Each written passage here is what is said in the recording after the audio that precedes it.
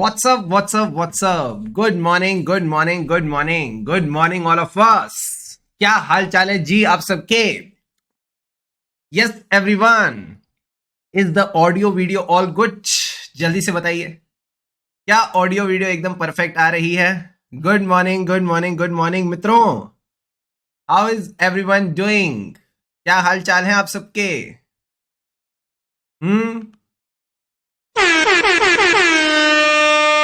सब बढ़िया सर, सब बढ़िया. All is well, all is well, all is well. Great great great great great great. आप बता दो सर आप कैसे हो? मैं भी बहुत बढ़िया. तो thank you so much for asking and let's begin with the today session. सबसे पहले क्या करेंगे सर, जो कल पढ़ा था एक बार उसको रिवाइज करते हैं. कल मैंने आपको बड़ी प्यारी प्यारी बातें पढ़ाई थी. सबसे पहले क्या पढ़ाया? मैनेजमेंट के दिल की बातें. मैनेजमेंट के दिल की बातें जो भले ही लिखी ना हो बट हम समझ लेते हैं. सर उनको क्या कहते हैं? उनको कहते हैं assertion. Assertions were what? Representations by the management. These can be explicit or otherwise. कह के बोल सकते हैं या फिर आपको खुद समझनी पड़ेगी. कहां मिलती है? In the body of financial statement. That means embodied in the financial statement. Used by the auditor to perform the procedures and detect the misstatement. तो कहीं ना कहीं कह सकते हो used by the auditor to consider different types of potential misstatements which may occur. फिर हमने जो assertion सीखी थी किसके बारे में थी? Balance sheet item, P&L item और नोट्स टू अकाउंट्स. जो बैलेंस शीट आइटम होते हैं उनको क्या बोलते हैं? Account balance. इनकी असर्शंस क्या थी? ERCV. Come on. ERCV.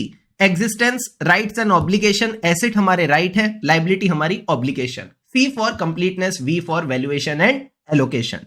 फिर हमने बात करी थी सर AB तो हो गया, C के बारे में बताओ. C का मतलब था class of transactions and events, यानी P&L वाले आइटम. जो हमारे P&L वाले आइटम है सर उसको क्या बोलते हैं?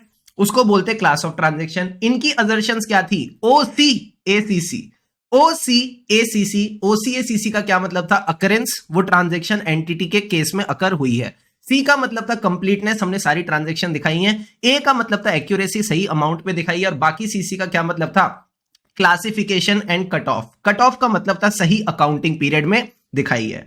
एंड लास्ट में मैंने कहा था presentation and disclosure are the notes to accounts. इसमें आप सारी की सारी बिरयानी बना दो. बस बिरयानी में दो एलिमेंट्स मत डालना, कट ऑफ और existence. Is this point clear? Yes sir.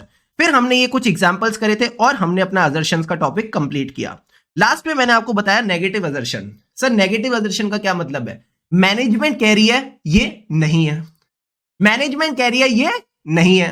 Again the negative assertions can be implicit और explicit. Example of a explicit negative assertion. Management ने फाइनेंशियल स्टेटमेंट में साफ साफ लिखा है there is no contingent liability. जैसे ही इसने बोल दिया no contingent liability, it is a express negative assertion. Yes और नो? Yes sir. अब अगर मैनेजमेंट ने लिखा नहीं है बट आपको बैलेंस शीट में दिख रहा है बिल्डिंग है ही नहीं, आपको मैनेजमेंट की बैलेंस शीट में दिख रहा है बिल्डिंग है ही नहीं, तो क्या है ये? Implicit negative assertion. क्या यही बातें हमने असर्शंस में डिस्कस की थी?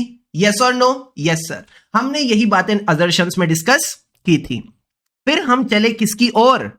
तेरी ओर, तेरी ओर, तेरी ओर, हाय रब्बा. हम चले चैप्टर 4 की ओर. हम चले चैप्टर 4 की ओर. सर चैप्टर 4 में क्या था? चैप्टर 4 में हमने पढ़ा कॉन्सेप्ट ऑफ ऑडिट रिस्क. ये जो ऑडिट रिस्क है ये किन दो चीजों से बना है? सर ऑडिट रिस्क का सबसे पहले तो मतलब ऑडिट गलत हो जाएगा, यानी आपका ऑडिट ओपिनियन गलत हो जाएगा. सर ऑडिट ओपिनियन गलत कब होगा? जब मटेरियल मिसस्टेटमेंट थी और आपने अनमॉडिफाइड ओपिनियन दे दिया, यानी आपने इनएप्रोप्रिएट ओपिनियन दे दिया when the financial statements were materially मिसस्टेटेड. Yes और नो? Yes sir. ये किन दो चीजों से बना है? Risk of material misstatement and detection risk. सबसे पहले बताओ रिस्क ऑफ मटेरियल मिसस्टेटमेंट का क्या मतलब है? Sir risk of material misstatement अगर आसान शब्दों में बोले तो इसका मतलब है क्या चांसेस है कि फाइनेंशियल स्टेटमेंट में मटेरियल मिसस्टेटमेंट है. क्या चांसेस है कि फाइनेंशियल स्टेटमेंट में मटेरियल मिसस्टेटमेंट है. Risk that the financial statements are materially misstated prior to the audit. ये दो चीजों से बना है. दो चीजें क्या है? एक तो इनहेरेंट रिस्क है, एक कंट्रोल रिस्क. इनहेरेंट रिस्क का क्या मतलब था? बड़ी ही प्यारी definition, susceptibility. Susceptibility of an assertion. Assertion related to ABCD. ABCD क्या था? Account balance, class of transaction, disclosure. Susceptibility of an assertion about an ABCD to a misstatement. क्या चांसेस है किसी असर्शन में मिसस्टेटमेंट होगी जो कि मटेरियल होगी? material individually or when aggregated with other misstatement before considering the relevant control. Before considering the relevant controls. हमारे example में इनहेरेंट रिस्क कितनी थी सर? हमारे एग्जाम्पल में इनहेरेंट रिस्क 40% थी. Very good. ये फिर हमने इसके कुछ एग्जाम्पल्स डिस्कस करे. Very good sir. अब एक बात बताओ, कंट्रोल रिस्क क्या है? कंट्रोल रिस्क है जो कंट्रोल्स आपने लगाए हैं प्रिवेंट, डिटेक्ट और करेक्ट करने के लिए. पीडीसी, जो कंट्रोल्स आपने लगाए हैं प्रिवेंट, डिटेक्ट और करेक्ट करने के लिए, वो प्रिवेंट, डिटेक्ट और करेक्ट नहीं कर पाएंगे. यानी क्या चांसेस है, क्या रिस्क है that a misstatement about an assertion related to ABCD that could be material individually or when aggregated will not be prevented, detected or corrected by the internal controls in a timely manner. Is this point clear? Yes sir. हमारे example में ये क्या थी? हमारे example में control risk क्या थी sir? हमारे एग्जाम्पल में जो कंट्रोल रिस्क थी वो थी, जितना मुझे याद आ रहा है, 25%. कहीं ना कहीं 25% की कंट्रोल रिस्क थी. यानी controls were 75% effective and 25% control risk थी. अब सर एक बात बताओ, अगर कंट्रोल्स एफिशिएंट होंगे तो कंट्रोल रिस्क नीचे जाएगी, अगर कंट्रोल्स एफिशिएंट नहीं होंगे तो कंट्रोल रिस्क बढ़ जाएगी. यानी दोनों के बीच में क्या थी? Inverse relation. दोनों के बीच में ही कहीं ना कहीं इनवर्स रिलेशन रहती है. समझ गए सर? फिर हमने कहा risk of material misstatement 2 level पे होगी. यही सवाल मैंने आपको क्वेश्चन ऑफ द डे में दिया था. पहला लेवल क्या है? Risk is pervasive. Risk is related to many assertion. It is at the financial statement level. दूसरा लेवल क्या था? Assertion level.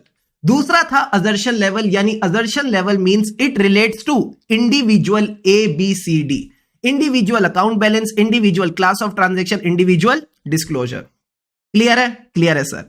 हम ये रिस्क क्यों देखते हैं? ताकि हमको पता चल सके हमको कितनी टेस्टिंग करनी है to obtain the audit evidence. फिर हमने डिस्कस करी डिटेक्शन रिस्क. डिटेक्शन रिस्क क्या थी? जो ऑडिटर ऑडिट प्रोसीजर्स करेगा to reduce the audit risk to an acceptable level, sir वो ऑडिट प्रोसीजर्स डिटेक्ट नहीं कर पाएंगे material misstatement. Risk that the procedures performed by auditor to reduce the audit risk to an acceptably low level will not detect a misstatement that could exist, which could be material individually or when aggregated with other misstatements. That is called a detection risk. मजा आ गया? मजा आ गया sir. Now sir, what is not included in audit risk? 2 चीजें. एक तो गलत audit opinion जब material misstatement नहीं है. दूसरा ऑडिट की बिजनेस रिस्क. जो ऑडिटर की बिजनेस रिस्क है कि कल को उसकी फर्म को लॉसेस हो जाए, कल को उसकी फर्म की बदनामी हो, ये सब चीजें ऑडिट रिस्क का पार्ट नहीं बनती. देन मैंने आपको बोला था assessment of risk is a professional judgement वाली चीज. आप इसको प्रिसाइजली नहीं बता सकते, आप इसमें बस जजमेंट लगा सकते हो. हमारी जो जजमेंट है वो किन 3 एलिमेंट से बनती है? जल्दी से एक बार चैट बॉक्स में बता दो. हमारा जो जजमेंट है वो किन 3 चीजों से बनती है? एक बार जल्दी से बता दो. क्या क्या 3 चीजें सिखाई है सीए कोर्स ने? Sir CA IPCC, CA final, that is your knowledge. Articleship, that is your training and overall experience. So your training, knowledge and experience. Come on. Training, knowledge and experience. Come on. Training, knowledge and experience, ये 3 चीजें हैं जो एक chartered accountant को chartered accountant बनाती हैं. Yes yes sir. फिर हमने बात की थी सर किसकी? बीबी वर्चुअल्स की. सर बीबी वर्चुअल्स की क्या बात हुई थी? मैंने कहा मैंने आपको बातों बातों में पूरा परचेज प्रोसेस सिखा दिया.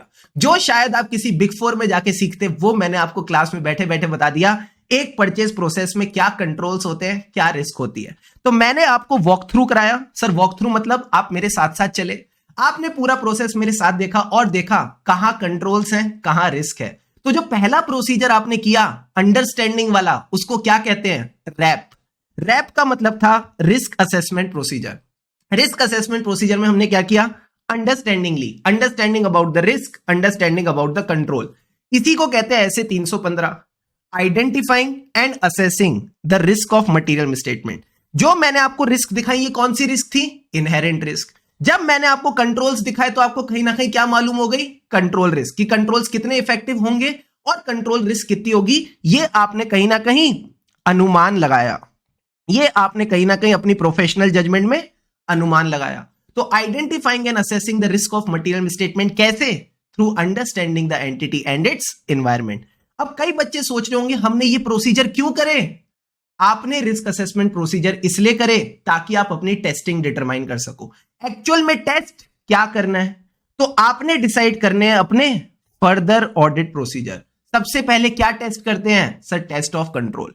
सबसे पहले हम टेस्ट करते हैं टेस्ट ऑफ कंट्रोल, यानी जो एंटिटी का प्रोसेस है। मान लो आप परचेजेस की टेस्टिंग कर रहे हो, तो पहले सीधा परचेजेस के इनवॉइस देखोगे या परचेज का प्रोसेस? पहले परचेज का प्रोसेस। आप देखोगे परचेज के प्रोसेस में प्रॉपर कंट्रोल्स ठीक से काम कर रहे हैं कि नहीं, प्रॉपर कोटेशंस हैं, प्रॉपर परचेज ऑर्डर है जो कि ऑथोराइज्ड है, प्लस गुड्स रिसीट नोट है। क्या ये बेसिक बेसिक बातें समझ आती हैं? हाँ सर। अब मुझे एक बात बताओ, आपने टेस्ट ऑफ कंट्रोल्स किया और आपको पता चला कंट्रोल्स इफेक्टिव हैं, तो मुझे बता दो बस इतनी सी बात, जो आप सब्सटेंटिव प्रोसीजर्स करोगे ये ज्यादा करोगे या कम करोगे? इतना बताना जरा। जब आपके कंट्रोल्स इफेक्टिव हैं तो आप सब्सटेंटिव प्रोसीजर्स ज्यादा करोगे या कम करोगे?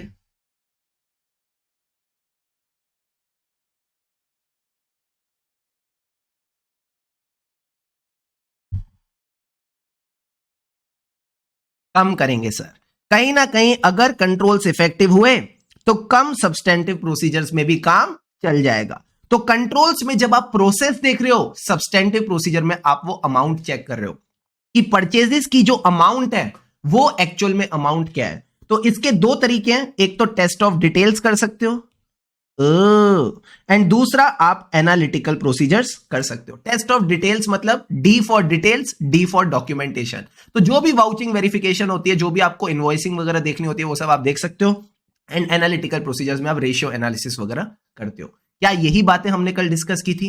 यस और नो? Yes sir. तो देखो 12 मिनट लगे, कहीं ना कहीं हमको 12 मिनट लगे और सारे के सारे कॉन्सेप्ट्स हमने आराम से रिवाइज कर लिए।